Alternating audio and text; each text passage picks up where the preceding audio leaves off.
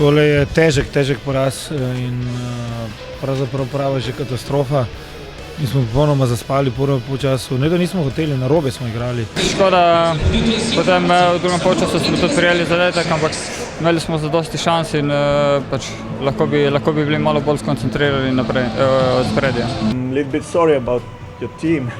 You played quite well, but as it is in football, both teams have their own chances, and our chance was the counter-attacking football, and we succeed in that. Kad dosežeš tako zadetek, to mi niti ni v veselje, ker smo pač izgubili tekmo in pač nisem vesel tako, kot bi bil, če bi zmagali.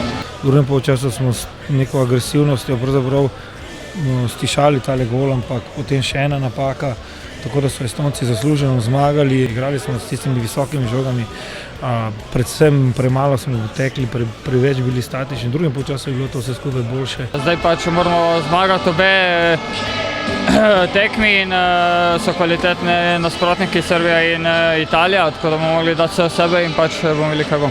Naša reprezentanca bo še zmagovala, še bodo porazi. To so mladi fantje, pred njimi še kar nekaj in jaz upam, da bodo že v naslednjih tekmah pokazali in dosegli boljši rezultat.